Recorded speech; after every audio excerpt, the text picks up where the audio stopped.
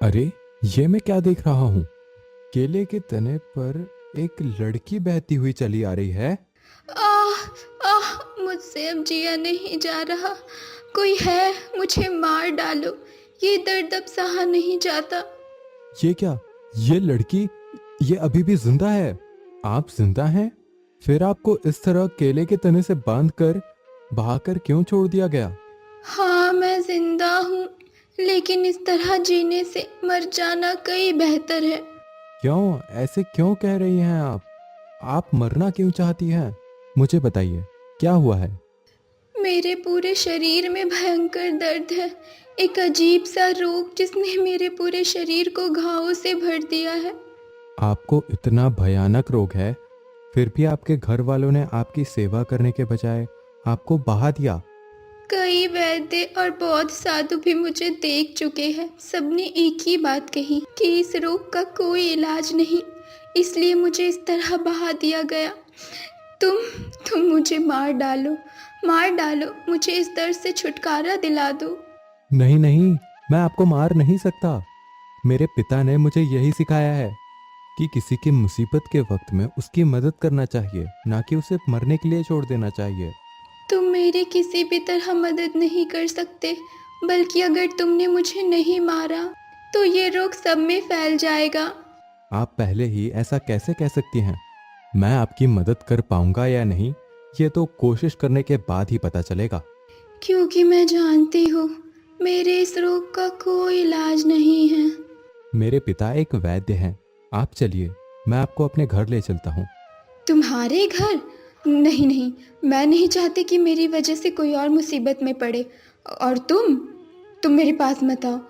मैं इन सब से नहीं डरता। मुझे भगवान पर पूरा विश्वास है। भगवान से जो भी मांगो, भगवान उसे कभी खाली हाथ नहीं लौटाते।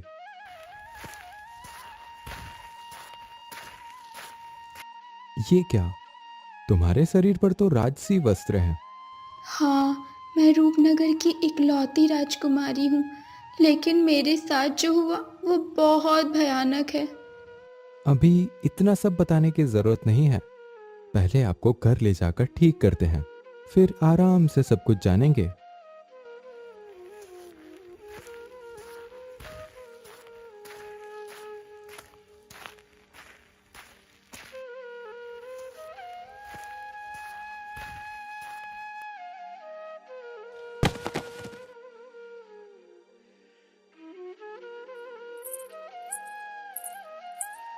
अरे बेटा, आज तू इतने जल्दी कैसे आ गया? और ये लड़की कौन है? इस लड़की के वस्त्र देखकर तो लगता है ये किसी राज परिवार से संबंध रखती है। चाहे ये राज परिवार की हो या किसी साधारण परिवार की, सबसे पहले तुम पूरी बात बताओ बेटा। बाबा, मैं नदी पर पानी पीने गया था। तभी मैंने देखा ये लड़की एक केले के तने पर बहती हुई आ रही है। इसके पूरे शरीर में घाव जैसे भयानक निशान हैं, मानो कोई जानलेवा रोग इसे अंदर ही अंदर खा रहा हो। इसके घर वाले इस रोग का इलाज नहीं कर सके, इसलिए इसे इस तरह बहा दिया। क्या कह रहा है तू बेटा? इतने बीमार इंसान को कोई इस तरह कैसे बहा सकता है? हाँ बाबा, इसके साथ यही हुआ है। ये बार बार एक ही बात कह रही थी कि ये दर्द सहा नहीं जा रहा, और मुझसे इसे मार डालने की विनती कर रही थी। हम वैद्य हैं बेटा, हमारा धर्म है जीवन देना, किसी बीमार इंसान की जान लेना नहीं। ठहरो, मैं देखता हूं कि इसे क्या हुआ है। नहीं, मेरे पास मत आइए। अगर कुछ करना ही है तो मुझे मार दीजिए। चुप हो जाओ बेटी। क्या सिर्फ मरना चाहने से किसी की मृत्यु हो जाती है? पहले मुझे तुम्हें देखने दो। तुम्हें क्या हुआ है ये समझना जरूरी है। तुम बार बार मरने की बातें क्यों कर रही हो? अगर तुम्हें मारना ही होता तो मैं यहाँ पे तुम्हें क्यों लेकर आता? तुम्हें बचाने के लिए ही मेरा बेटा तुम्हें यहाँ लेकर आया है। और तुम समझ पा रही हो कि तुम्हें आखिर कौन सा रोग हुआ है? सर्वनाश, ये तो जन्मजात रोग है। इस रोग को ठीक करने का तरीका हर किसी को नहीं पता, और जो भी इसके संपर्क में रहेगा उसके शरीर में भी ये रोग फैल सकता है। तो आप क्या करोगे बाबा? क्या आपको इस रोग का कोई इलाज नहीं पता? क्या आप इसे ठीक नहीं कर पाएंगे? उपाय है बेटा, मैं इस रोग को ठीक कर सकता हूँ, लेकिन इसके लिए मणिमुखा पत्ते लाने होंगे। मैं तो रोज जंगल जाता हूँ बाबा, आप बस उसका नाम बता दीजिए, मैं हर हालत में उसे ढूंढ कर ले आऊंगा। नहीं बेटा, मणिमुखा पत्ते हर कोई नहीं ला सकता। सिर्फ वही लोग इसे ला सकते हैं जिनका भाग्य बहुत प्रबल होता है। और तो और इसे ठीक करने के लिए दिन रात सेवा और देखभाल भी करनी होगी। आप इसकी चिंता मत कीजिए बाबा, मैं उसे ढूंढकर जरूर लाऊंगा। शायद भगवान ने ये काम मेरे लिए ही रखा है। और रही बात सेवा की, तो माँ भी तो है और मैं भी। चिंता मत करो, पराई लड़की है तो क्या हुआ? अगर हमारी सेवा से ये ठीक हो जाए तो इससे बड़ा पुण्य और क्या होगा।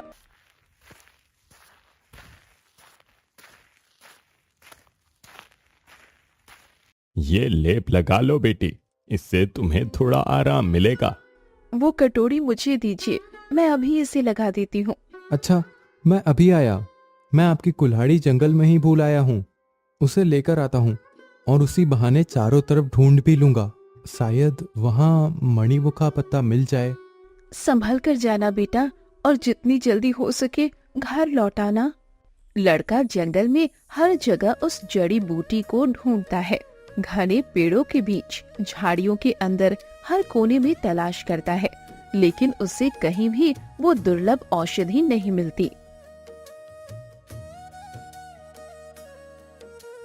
सब जगह ढूंढ लिया, लेकिन कहीं भी वो औषधि नहीं मिली। चलो पहले कुल्हाड़ी ले लेता हूँ, फिर एक बार और कोशिश करता हूँ। अगर आज नहीं मिला तो फिर कल आऊंगा।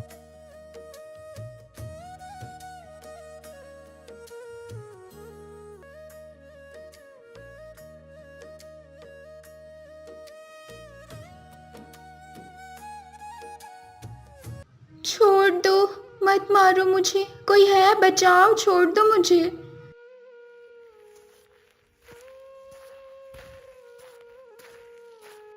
ये कैसी आवाज? कौन है वहां? अरे तुम्हें क्या हुआ छोटे पक्षी? एक शिकारी के तीर से मैं घायल हो गया हूँ। तीर मेरे पंख को चीरते हुए निकल गया। दर्द इतना है कि मैं अपने पंख भी नहीं फैला पा रहा, इसलिए मैं इस जंगल में गिर पड़ा। चिंता मत करो, मैं तुम्हें ठीक कर दूंगा। लेकिन तुम ऐसा कैसे करोगे? पहले तुम्हें अपने घर ले चलता हूँ, फिर देखना सब ठीक हो जाएगा। रुद्र उस घायल पक्षी को सावधानी से अपने हाथों में उठाकर जल्दी जल्दी घर की ओर लौट आता है।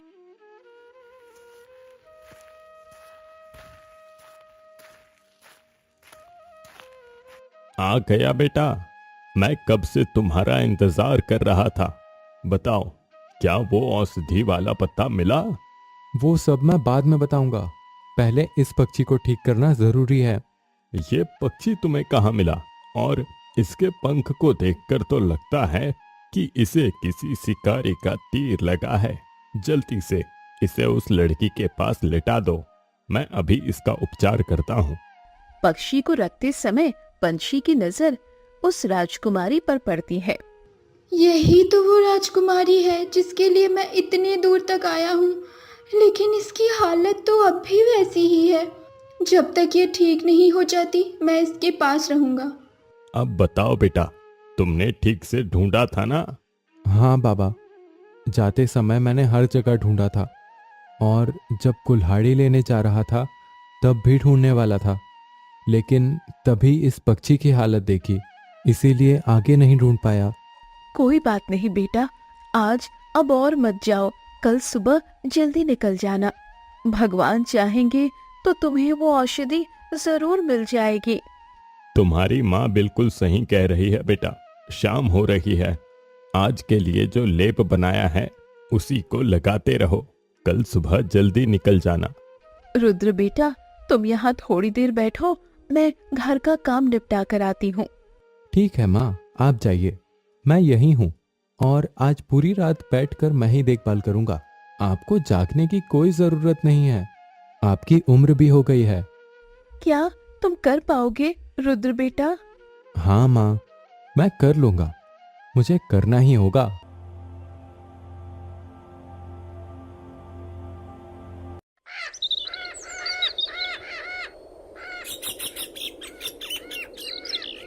अब उसकी कैसी हालत है?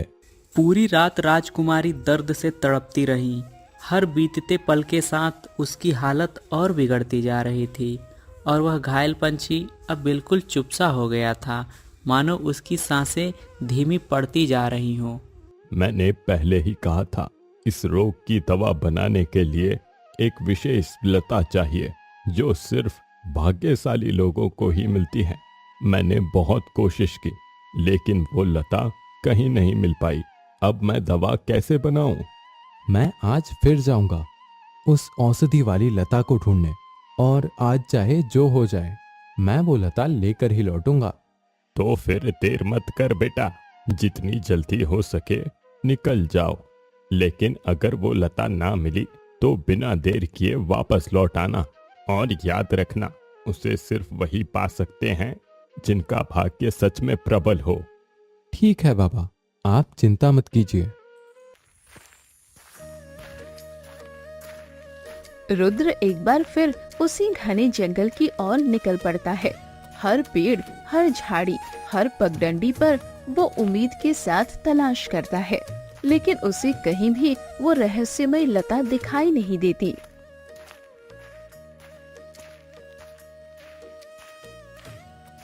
नहीं, इतना ढूंढने के बाद भी वो लता नहीं मिली। क्या मैं इतना भी भाग्यशाली नहीं हूं कि वो मेरे सामने आए? नहीं, मैं ऐसे हार नहीं मान सकता। मुझे किसी भी हाल में उसे ढूंढना ही होगा। तभी उस शांत जंगल के बीच एक बहुत ही कमजोर और कांपती हुई आवाज गूंजती है। कोई है? मुझे थोड़ा पानी पिला दो। तुम कौन हो? इस तरह बार बार पानी क्यों मांग रहे हो? मुझे बहुत प्यास लगी है, इतनी कि अब मुझसे उठा भी नहीं जा रहा। क्या तुम मुझे थोड़ा पानी पिला दोगे? आप यहीं ठहरिए, मैं अभी पानी लेकर आता हूँ। रुद्र बिना एक पल गवाए तेजी से पानी लेने जाता है और लौटकर उस लड़की को पानी ला कर देता है।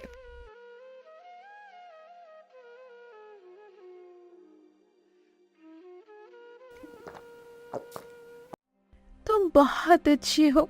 आज अगर तुम नहीं होते तो शायद मेरी जान ही चली जाती। मुसीबत में पड़े इंसान की मदद करना ही मेरा धर्म है। मेरे पिता ने मुझे यही सिखाया है। लेकिन तुम इस घने जंगल में किस काम से आए हो? मैं एक खास तरह की लता ढूंढ रहा हूँ। लता? कैसा लता? क्या नाम है उस लता का? मैं मणिमुख लता की तलाश में हूँ। क्या कहा तुमने? मणिमुख लता? ये तो एक दुर्लभ औषधि है जिससे भयंकर चर्म रोग भी ठीक हो जाते हैं। लेकिन लता तो सिर्फ उन्हीं को मिलती है जिनका भाग्य सच में प्रबल होता है। तुम इसका क्या करोगे? मैं भाग्यशाली हूँ या नहीं ये तो मैं नहीं जानता, लेकिन मेरे एक अपने को एक भयानक रोग हो गया है। मैं उसी के लिए इसे ढूंढने आया हूँ। क्या वो तुम्हारे परिवार की कोई सदस्य है? नहीं, वो मेरे परिवार का कोई नहीं है। क्या कह रहे हो? वो तुम्हारे परिवार का भी नहीं है, फिर भी तुम एक पराये इंसान के लिए इतनी चिंता क्यों कर रहे हो? पराया हो तो क्या हुआ, इंसान इंसान के लिए ही होता है। अगर कोई मुसीबत में हो तो उसकी मदद करना ही असली इंसानियत है। तुम्हें देखकर ही मैं समझ गई हूँ कि तुम कितने नेक दिल हो। जिस तरह तुमने मेरी मदद की वो कोई साधारण बात नहीं है। अब मैं चलता हूँ, मुझे वो औषधि वाली लता भी ढूंढनी है। तुम्हारे इस अच्छे व्यवहार से मैं बहुत प्रसन्न हुई। मैं दूंगी, हाँ मैं दूंगी मणिमुख लता। तुम कैसे दोगे? तभी लड़की एक परी में बदल जाती है। मैं इस जंगल की दिव्य परी हूँ मैं तुम्हें औषधि की लता दूंगी। तुम परी हो? तो क्या अब तक मेरी परीक्षा ले रही थी? हाँ रुद्र, मैं तुम्हारी दया और सच्चाई की परीक्षा ले रही थी और तुम उस परीक्षा में सफल हो। लेकिन एक बात हमेशा याद रखना, जो लता मैं तुम्हें देने जा रही हूँ उसके बारे में किसी को भी मत बताना। अगर तुमने ऐसा किया तो ये औषधि अपना प्रभाव खो देगी। मैं वचन देता हूँ, मैं किसी को कुछ नहीं बताऊंगा। बस मुझे वो औषधि दे दीजिए। ये लो, ये रही तुम्हारी बड़ी मुखलता।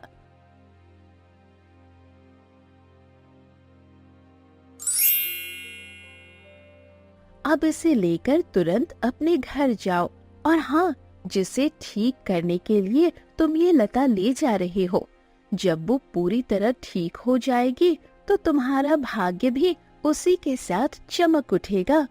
अब जाओ। रुद्र उस दिव्य लता को लेकर तेजी से अपने घर की ओर लौट पड़ता है।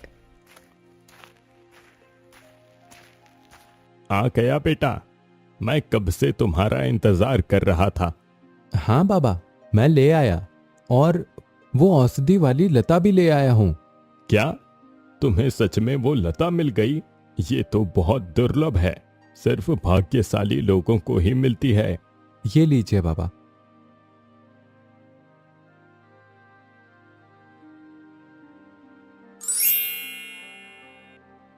आप जल्दी से वो दवा तैयार कीजिए।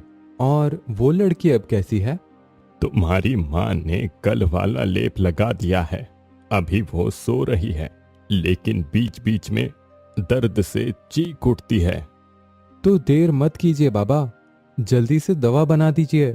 हाँ, मैं अभी दवा तैयार करता हूँ, लेकिन ध्यान रखना, ये औषधि पूरे शरीर पर लगानी होगी। आप चिंता मत कीजिए, आप बस दवा बनाइए, मैं इसे खुद अपने हाथों से लगा दूंगी।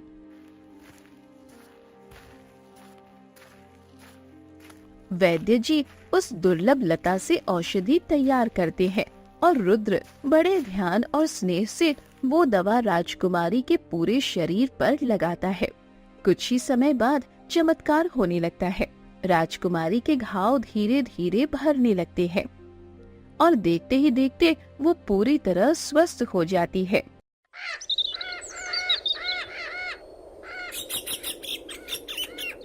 राजकुमारी, आप बिल्कुल ठीक हो गई हैं, लेकिन आपने अब तक नहीं बताया कि आपको इस तरह बहाकर क्यों छोड़ दिया गया था। सब बताऊंगी। आपने मेरी जान बचाई है, अपने प्राणों की परवाह किए बिना रात रात भर जागकर मेरी सेवा की है। मैं आपको सब कुछ बताने की ऋणी हूँ। आप सही कह रही है राजकुमारी बिंदु। तुम यहाँ कैसे? क्या आप इस पक्षी को जानती हो राजकुमारी? हाँ, ये मेरा ही पक्षी है। इसका नाम अबुझ है। ये बहुत जिद्दी है और मेरा सबसे प्रिय साथी भी। मैंने इसे जंगल में घायल अवस्था में पाया था और इसे यहाँ लाकर उपचार कर रहा था।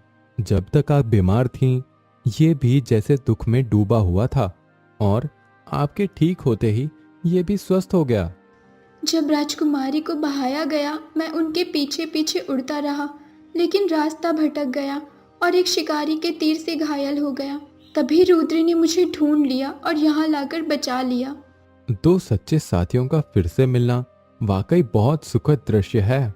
लेकिन राजकुमारी, आपने अब तक पूरी बात नहीं बताई। बताऊंगी, लेकिन उससे पहले आप सबको मेरे साथ मेरे राजमहल चलना होगा। हम राजमहल क्यों जाएं राजकुमारी?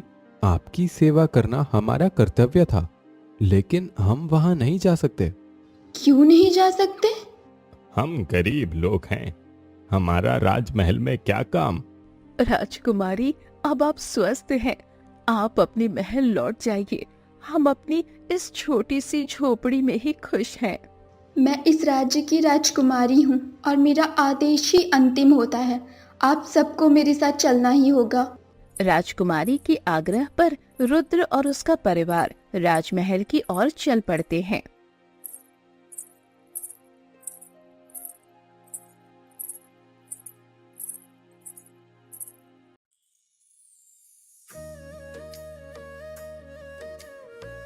रानी तुम इस तरह मत रो।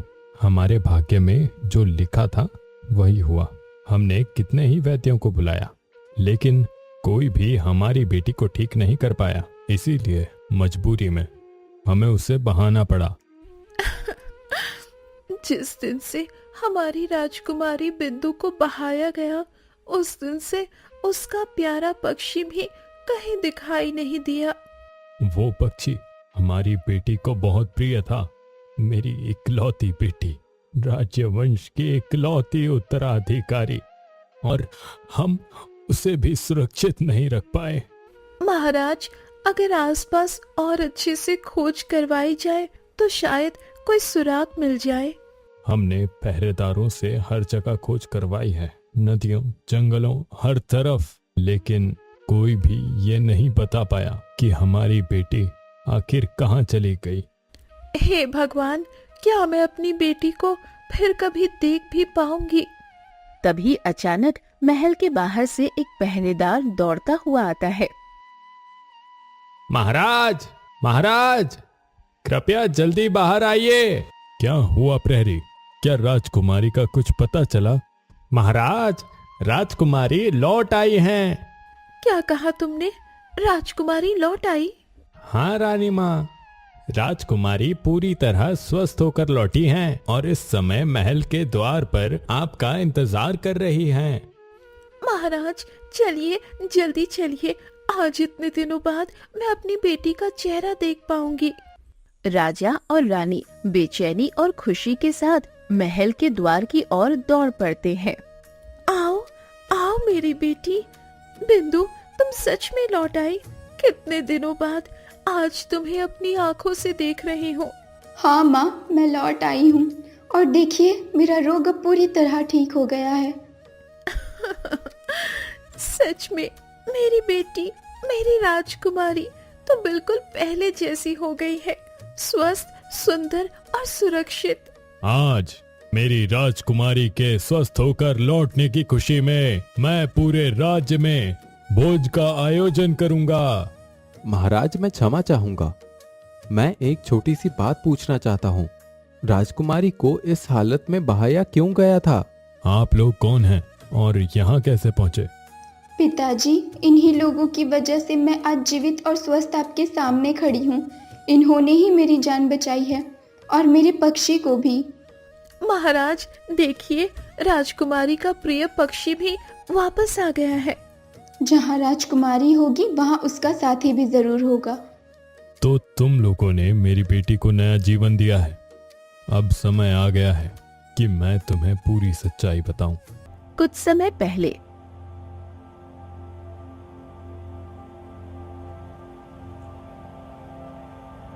महाराज, राजकुमारी को एक भयानक काल चर्म रोग हो गया है। मैंने हर संभव प्रयास किया, लेकिन इसकी दवाई नहीं बना पा रहा। अगर तुम नहीं कर पा रहे तो किसी भी तरह, किसी से भी मेरी बेटी को ठीक करने का उपाय ढूंढो। मैंने हर जगह खोज करवाई, लेकिन कोई भी इस रोग की औषधि नहीं जानता। महाराज, क्या हमारी बेटी कभी ठीक नहीं हो पाएगी? रानी, तुम चिंता मत करो, मैं कोई ना कोई रास्ता जरूर निकालूंगा। महाराज, अब केवल एक ही उपाय बचा है। राजकुमारी को एक केले के तने पर बांधकर नदी में बहा दीजिए। अगर किसी योग्य वैद्य को वो मिल गई तो शायद उनका जीवन बच सके। ये तुम क्या कह रहे हो? मैं अपनी इकलौती बेटी को इस हालत में बहा दूं? और अगर उसे कोई ना मिला तो वो नदी में बहते बहते अपनी अंतिम सांसें लेगी। नहीं तो अगर उन्हें नहीं बहाया गया तो ये रोग पूरे राज्य में फैल जाएगा। हे भगवान, ये कैसी परीक्षा ले रहा है तू? एक तरफ मेरी प्रजा और दूसरी तरफ मेरी अपनी इकलौती बेटी। नहीं महाराज, मेरी बेटी को मुझसे दूर मत कीजिए। मैं उसके बिना जी नहीं पाऊंगी। रानी, अपने दिल को मजबूत करो। हम अपने स्वार्थ के लिए पूरे राज्य को खतरे में नहीं डाल सकते। महाराज, भगवान पर विश्वास रखिए, सब कुछ ठीक हो जाएगा। मंत्री, राजकुमारी को बहाने की व्यवस्था करो। जी महाराज, मैं सभी व्यवस्था करता हूँ। न चाहते हुए भी उस दिन हमें राजकुमारी को बहाना पड़ा। महाराज, मैं समझ सकता हूँ। अगर आपने उस समय राजकुमारी को ना बहाया होता तो राजकुमारी आज आपके पास ना होती। राज्य वैद्य ने बोला था कि राजकुमारी को बचाने का और कोई उपाय नहीं है। केले के तने से बांधकर पानी में बहाना होगा। कोई योग्य वैद्य देखेगा तो वो उसे बचा सकता है। भगवान का भरोसा करके और राज्य वैद्य की बात मानकर हमने अपनी बेटी को पानी में बहा दिया। अब परेशान नहीं हो रानी माँ, भगवान ने राजकुमारी को वापस भेज दिया। मेरे प्रिय पक्षी, तुमने भी तो कम कष्ट नहीं सहा। राजकुमारी बिंदु, तुम्हारे बिना मेरा मन बिल्कुल नहीं लगता। तुमको मैं ऐसे कैसे छोड़ सकता था। ये पंछी कितना प्यारा है, जितना प्यारा है उतनी प्यारी इसकी आवाज है। अगर हम लोगों ने अपने आँख से नहीं देखा होता तो विश्वास भी नहीं कर पाते कि एक पक्षी भी इतना प्यारा हो सकता है। वैद्य जी, आपका बहुत बहुत धन्यवाद। बताइए बताइए, आपको क्या चाहिए। मैं एक साधारण वैद्य हूँ। मनुष्य को ठीक करना मेरा काम है। धन्यवाद देकर छोटा ना कीजिए महाराज। मेरे पिताजी कहते हैं, जो इंसान किसी मनुष्य के मुसीबत में काम आए वही असली मनुष्य है। सही बोल रहे हो तुम। राजकुमारी को स्वस्थ करके आपके पास ले आए हैं और राजकुमारी जिद भी कर रही थी, इसीलिए हम लोगों को भी आना पड़ा। जिसने मेरी इकलौती संतान को नया जीवन दिया है, उसे मैं खाली हाथ कैसे जाने दे सकता हूँ। महाराज, किसी की जान बचाने के बदले कुछ लेना हम अपना धर्म नहीं मानते। अब हमें आज्ञा दीजिए, हम अपनी कुटिया की ओर लौटना चाहते हैं। कहाँ जाओगे तुम लोग? अब तुम कहीं नहीं जाओगे। राजकुमारी, हम अपने छोटे से घर में ही खुश हैं। हम वहीं लौटना चाहते हैं। कुटिया में क्यों जाओगे? पिताजी, मैं चाहती हूँ कि वैद्य जी, रुद्र और उनकी माता हमारे साथ महल में ही रहे। बहुत अच्छा प्रस्ताव है, मुझे इसमें कोई आपत्ति नहीं। लेकिन मुझे आपत्ति है महाराज। हम किसी का उपकार करके उसके आश्रित नहीं रह सकते। राजकुमारी बिंदु, रुद्र सच्चा इंसान है। वो किसी के अधीन रहना नहीं चाहेगा, तो मैं उसे कैसे रोकूं? पाखी, कुछ ऐसा कहो जिससे वो मना ही ना कर सके। ठीक है, देखते हैं क्या किया जा सकता है। राजकुमारी, क्या तुम कुछ कहना चाहती हो? हाँ पिताजी, जब मुझे बहा दिया गया था तब इन्हीं लोगों ने मुझे सहारा दिया। रुद्र ने दिन रात जागकर मेरी सेवा की और मुझे नया जीवन दिया। मैं इन्हें अपने जीवन से दूर नहीं करना चाहती। मैंने रुद्र में साहस, सच्चाई और एक सुंदर हृदय देखा है। अगर आप अनुमति दें तो मैं रुद्र से विवाह करना चाहती हूँ। बाबा, अगर आप कहे तो। राजकुमारी, मैं भी यही सोच रहा था, लेकिन कह नहीं पा रहा था। अब तो मुझे कोई आपत्ति नहीं वैद्य जी। यदि मेरा बेटा राजी है तो मुझे कोई समस्या नहीं है महाराज। महाराज, राजकुमारी जितनी सुंदर है उतनी ही गुणवान भी। अगर वो मेरी बहू बने तो इससे बड़ा सौभाग्य हमारे लिए क्या होगा। रुद्र, तुम चुप क्यों हो? तुम बताओ, क्या तुम मुझसे विवाह के लिए तैयार हो? मैं एक साधारण गरीब घर का लड़का हूँ। क्या आप मुझे सच में स्वीकार करेंगी राजकुमारी? जो इंसान अपने बारे में सोचे बिना मेरे लिए इतना कुछ कर सकता है, उसके लिए मैं सब कुछ कर सकती हूँ। तो मैं इस विवाह के लिए तैयार हूँ। मंत्री, तुरंत विवाह की सारी तैयारियां शुरू करो और पूरे राज्य में घोषणा कर दो कि राजकुमारी का विवाह होने जा रहा है। जैसा आपका आदेश महाराज। कुछ ही दिनों में पूरा राज्य उत्सव में डूब जाता है। रुद्र और राजकुमारी बिंदु का विवाह धूमधाम से संपन्न होता है। एक गरीब लेकिन सच्चे दिल वाले युवक का भाग्य अब सच में चमक उठता है।